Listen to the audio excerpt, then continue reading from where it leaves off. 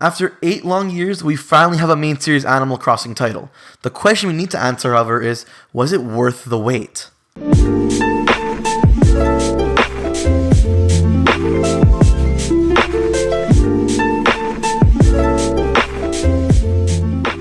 Hey, what's up guys, Snake here, back in another video. Today we're taking a look at Animal Crossing New Horizons and how it stacks up compared to past games. For those who don't know, yes, it's already been 8 years since the main series Animal Crossing game came out, not counting weird side games like Amiibo Festival, because no one really cares about that. Like in all reviews, today we're going to be talking about the good, the bad, and as always, I will give you my final verdict on the new game. But before I get into it, don't forget to like the video if you enjoy these reviews, and stay tuned till the end of the video for a special giveaway. Anyways, on with the video. Let me start off right away by saying this game is amazing. If all you wanted to hear was if it's good or not, there's your answer. It's great. However, there is more than that to be told. This game takes a very different approach with many new mechanics.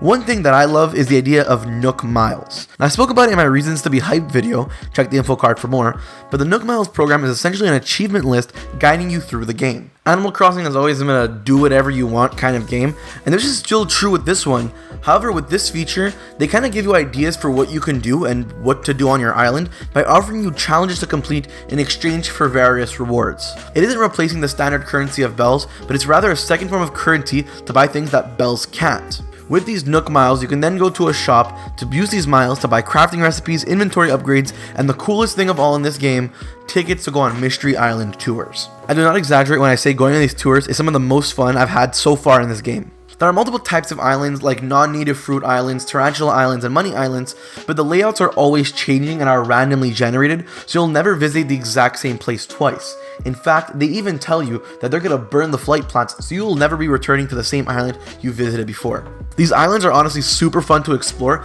and you even have the chance of meeting other islanders that you can then convince to come back to your own island. There's so much to see, so much to do, and these islands will most of the time either make you some serious profit, make you meet other people and gain new islanders on your own island, or also give you another way to collect resources like clay and iron when you need some, but already got all the resources available on your island that day. I've personally visited these islands when I'm just missing clay and iron and I go mine those rocks because I don't have any more on my island. I highly recommend that people explore these islands as much as they can. Another really cool feature that is new to the game, and I honestly don't know how we played without it, is the crafting features. Now, when I first started the game, I'm gonna be honest, I had no hopes for this feature. I saw it as a way to craft tools when they would break, and that's about it.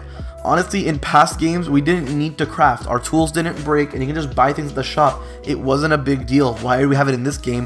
What's so special about it? But then I started learning recipes, and then I started having lots of excess materials, and one day I just wanted to decorate my house, and there was nothing in the shop that I really liked, and I said, well, why not? Let's see how much we can furnish without actually having to go out and stock the shops. It was at that very moment that I realized how great the DIY crafting was. From that point forward, I just loved the DIY crafting table and the things you can do.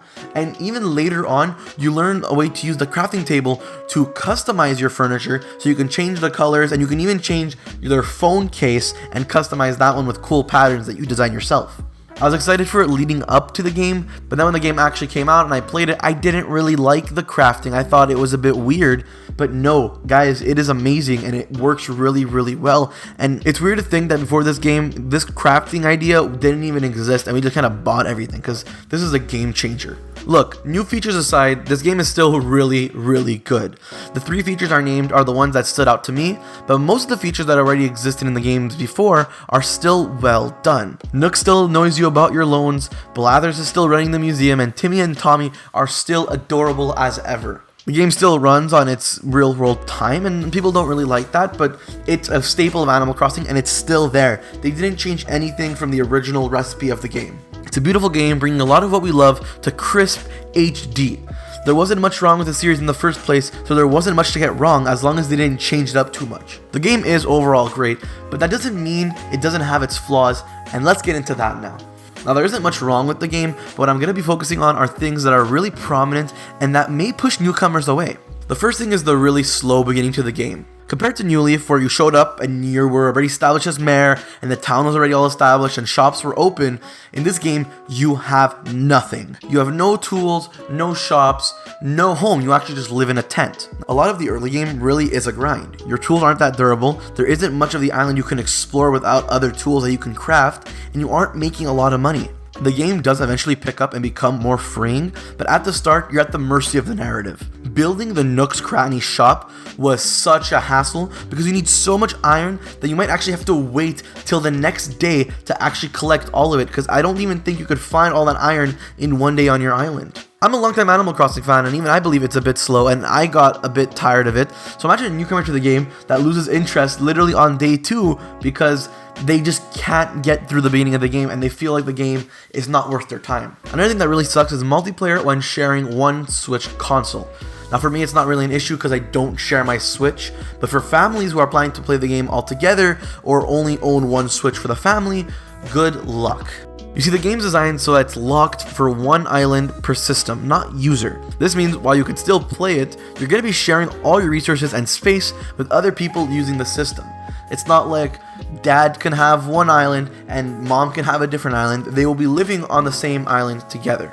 It's not that big of a deal, but what makes it even worse is that player 1, the person who started the game in the first place, will have all the power. They will be the ones that are assigned a resident representative and will have major control over the island, such as building the shops and doing major infrastructure changes. Now, anybody can enjoy the game, but player 1 will have a lot of things that can only be experienced if you're them. Nobody else could experience it that way. It sucks because it's basically pushing you to buy another Switch if you want your own experience. If you want your own island with your own layout and you don't want to argue about how things are going to be set up, you have to get your own console, which I think sucks. Luckily, this can probably be changed with a patch or something, and I really hope they do because I'm not affected by this, but for those who are, it could ruin the experience, and once again, that experience can mean everything.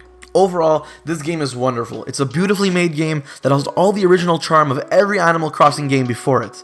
I know I didn't mention much about what was bad about it, but that's the thing. It's hard to find the bad in a series that's already been great in how it does things. Animal Crossing hasn't changed their formula that much over the years, and that formula is amazing. There's not many things they can do to ruin it. It's hard to explain how this game could be so addictive, but once you play it, you start to see the charm and you start to understand how you could spend hours on this game without even knowing it. It's not a run and gun kind of grind to complete where I can play it in a weekend and be done with it.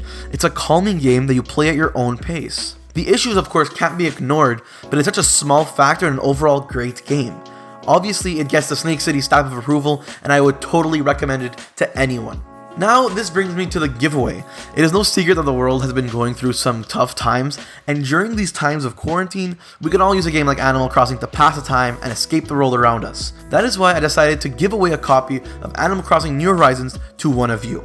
All you have to do is click the link in the description below and follow the steps to enter.